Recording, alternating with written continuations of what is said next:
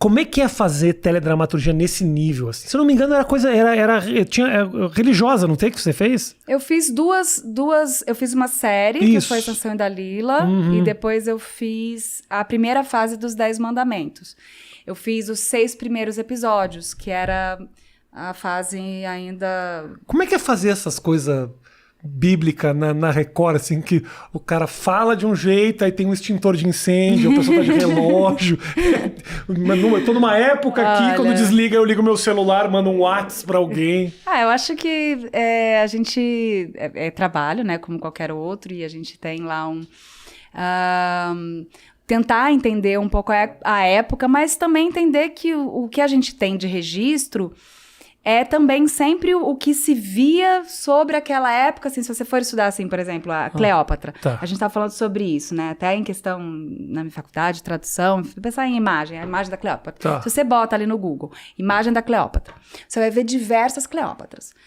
Dependendo da Cleópatra, da época que você vai ver, ela tá uma Cleópatra meio anos 60, meio anos 20, meio não sei o quê. Então depende... Diferentes leituras da Cleópatra. Claro, porque depende muito da época que você tá fazendo, né? Assim, isso tô falando porque são coisas que a gente não tem um registro, né, tão próximo. A gente tem algumas coisas, mas ainda era...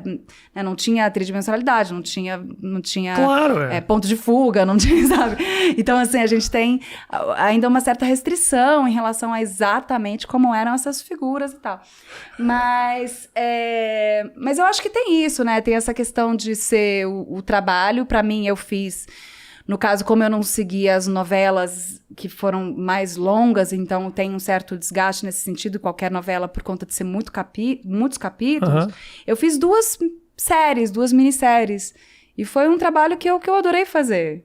E, né, sempre tem essa coisa da gente aprender mesmo também, né, essa coisa de que o trabalho do ator te proporciona, que eu acho muito legal, que talvez eu nunca fosse estudar exatamente egiptologia, se não fosse eu fazer os 10 mandamentos, sabe? Mas aí você estuda, pra você poder saber minimamente o que você tá fazendo. E é legal, é bacana. Quando deu a novela do Jesus, me consultaram.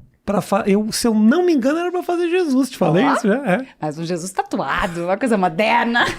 É a nova leitura de Jesus. Um Jesus 2021, né? Por que não? Eu tenho certeza que Jesus tinha mais ou menos a minha cara. Judeu, narigudo, feio, alto, magro. Eu seria um excelente... E eu teria feito... Olha, Record, você perdeu, porque eu teria aceitado muito fazer Jesus. Nossa! Mas ia dar um trabalho pras maquiadoras e maquiadores, hein? E pra assessoria de imprensa, pra limpar as merdas que Jesus fez antes de gravar a novela. Nossa! Calma aí, esse cara tá fazendo Jesus.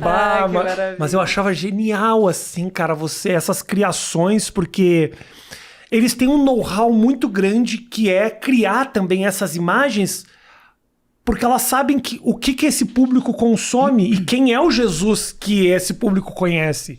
Entendeu? Então, a leitura da história é uma leitura que eles estão acostumados nas igrejas, assim. Eles sabem como as pessoas veem isso. Essas personagens, elas têm uma certa... elas já são um pouco...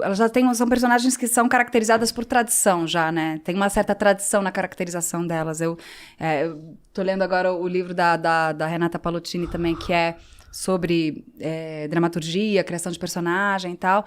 E aí tem um momento do livro que ela fala sobre personagens de tradição. Então você pega o Jesus, ele tem uma tradição de personalidade e até por conta de todo... Ai, desculpa. Tem problema. Mas por conta de questões... como é que chama?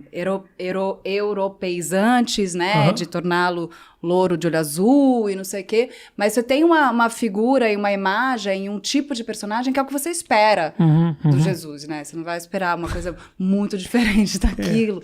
Então, essas personagens se enquadram um pouco nisso.